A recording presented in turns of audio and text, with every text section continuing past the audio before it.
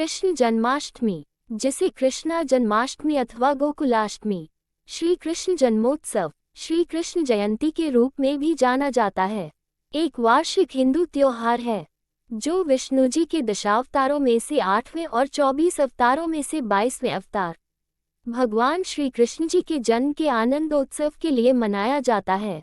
जन्माष्टमी के दिन श्रद्धालुओं का उपवास रहता है। श्री कृष्ण जी भगवान विष्णु जी के अवतार हैं, जो तीनों लोकों के 3 गुणों सद्गुण, रजगुण तथा तमोगुण में से सद्गुण विभाग के प्रभारी हैं। भगवान का अवतार होने के कारण से श्री कृष्ण जी में जन्म से ही सिद्धियां उपस्थित थी। उनके माता पिता वसुदेव और देवकी जी के विवाह के समय मामा कंस जब अपनी बहन देवकी को ससुराल पहुंचाने जा रहा था, तभी आकाशवाणी हुई थी जिसमें बताया गया था कि देवकी का 8वां पुत्र कंस का वध करेगा। अर्थात ये होना पहले से ही निश्चित था। अतः वसुदेव और देवकी को कारागार में रखने पर भी कंस कृष्ण जी को नहीं समाप्त कर पाया। मथुरा के बंदी गृह में जन्म के तुरंत उपरांत उनके पिता वसुदेव कृष्ण को यमुना पार ले जाते हैं, जिससे बाल श्री कृष्ण को गोकुल में नंद और यशोदा को दिया जा सके। जन्माष्टमी पर्व लोगों द्वारा उपवास रखकर, कृष्ण प्रेम के भक्ति गीत गाकर और रात्रि में जागरण करके मनाई जाती है।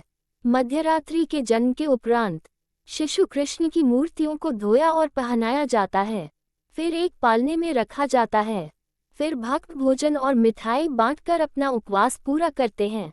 महिलाएं अपने घर के द्वार और रसोई के बाहर छोटे छोटे पैरों के चिन्ह बनाती हैं, जो अपने घर की ओर चलते हुए अपने घरों में श्री कृष्ण जी के आने का प्रतीक माना जाता है।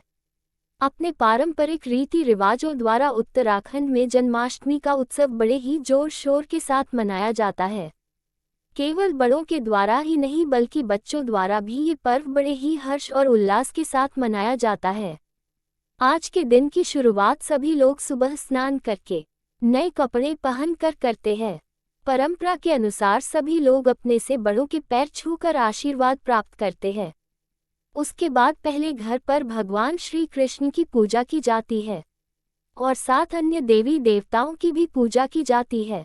बाजारों में आज के दिन तरह तरह के फल आ जाते हैं। सभी एक दिन पहले ही प्रसाद के रूप में फल खरीद लेते हैं।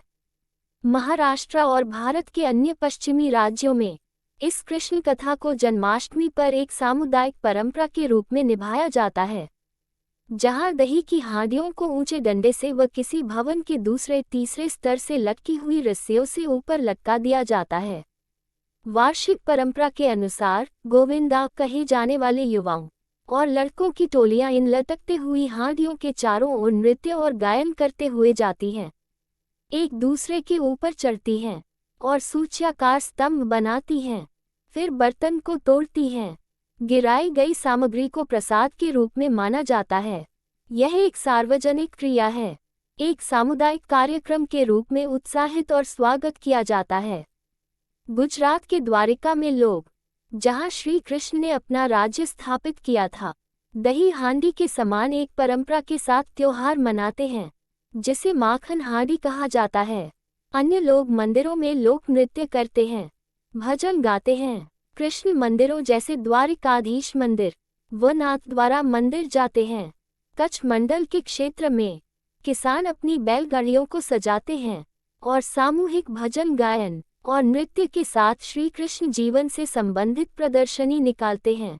इस प्रकार पूरे भारत में कृष्ण जन्माष्टमी का त्योहार बड़े धूमधाम से मनाया जाता है।